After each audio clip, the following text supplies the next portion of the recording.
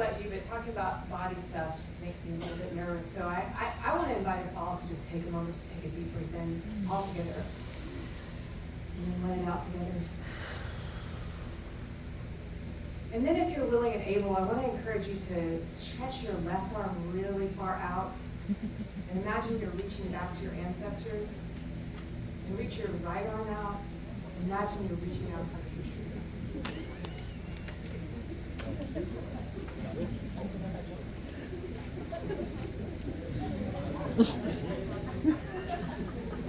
I didn't know that was going to make such a ruckus, but I kind of love it. We're very clever.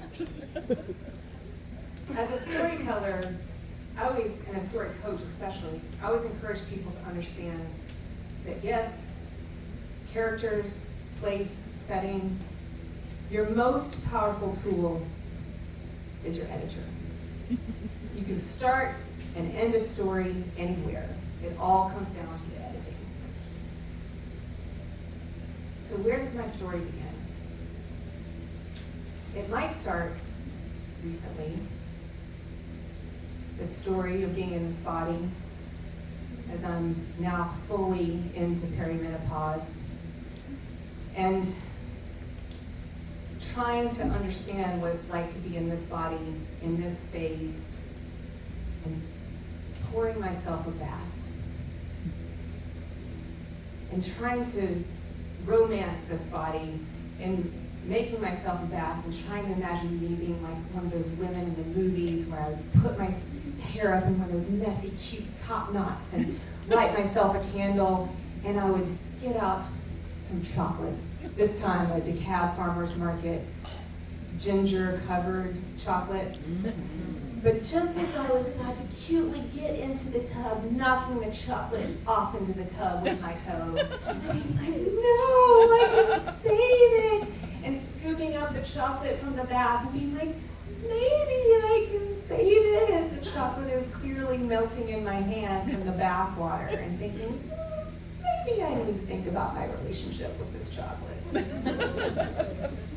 So maybe it's time to try something like Overeaters Anonymous, if I can't let go of the chocolate that's been in the bath water. Maybe actually my story begins at a Snap Fitness. When my newly appointed, self-appointed gym buddy, Bailey, has drugged me for the first time to Snap Fitness. And we are starting to work out together, and I am watching as she is working, trudging away on the elliptical machine, listening to the music and singing along silently, and I am trying to create a new relationship with my body, investing in my body in a way that I have never been able to do before. But at the very least, I'm so glad to have a friend who's helping me have accountability to myself and to her. Actually, my story might start with a group of girlfriends and must-see TV. Do you remember must-see TV in the 90s? On Thursday nights, it started with Friends and it ended on ER. And we would all get together and eat a lot of pizza, and we would do our laundry together. And I was headlong into gaining about 40 pounds over a period of time. But we would lay around on each other, and we would share secrets and a lot of pizza.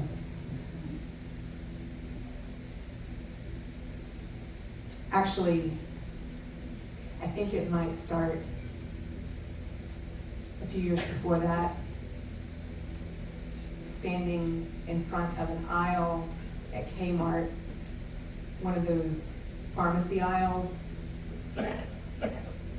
trying to pick out a bottle of Ipecac. Because I was in college and I had a really shitty roommate who had me so intimidated and feeling awful that I just wanted to have some attention. I wanted to, I don't know, think I wanted to have an eating disorder, but I couldn't make myself throw up. And so I got this bottle of a thing that people give to children when they ingest poison. And I'll tell you one thing, I've never been able to eat a packet of ramen ever since then. It could possibly start, actually, now that I'm thinking about it, in high school, when a gym teacher, coach person, who was also our driver's ed teacher, because they tend to come that way in packages in high school, teased me about my weight. And so I summarily marched myself to a drugstore and bought some diet pills. Because again, I wanted to have an eating disorder, but I couldn't actually do the things.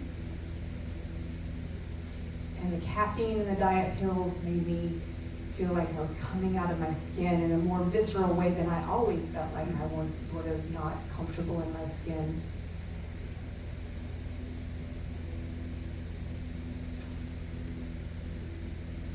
Come to think of it, my story might actually start in middle school when this redneck guy, Blue Hall, would just horribly bully me every single day because he would call me Six Eyes. Six. Hey, Six, come over here, Six. Because I would be Four Eyes, except I'd grown breasts. And we didn't have good bras back then, so my boobs would sometimes. It definitely could possibly start when I was about 10 or 11, standing in a checkout aisle with my mom in a Walmart.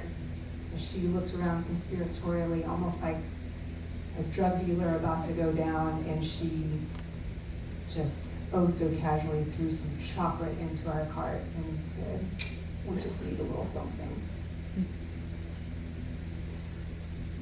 I don't know, maybe my story actually starts with my mom and her relationship with her body, with her mom and her relationship with her body. But that gym buddy, Bailey, she was older than my mom. And the thing about intergenerational friendships is that means that they tend to check out before we do. So last summer, I took her up to Knoxville when she was headlong into her journey with pancreatic cancer to say goodbye to her brother. And so we stopped in Knoxville also to visit my mom, and having these two women that are from very different parts of my life interact with each other was a very strange experience. And so I was in my mom's kitchen, anxiety cleaning, listening to the two of them talk to each other. And there was this moment where they had both lost so much weight in their own health journeys. My friend and her pancreatic cancer, my mom, I don't even want to get into all of it, but between the two of them, they lost about 100 pounds. And one of them said to the other, "You look so good." Oh my God. And I was in my head, because they've both been shitting their pants and doing all this horrible stuff. And that was the moment right there where I thought to myself, I've got to have a more gentle and loving relationship with my body.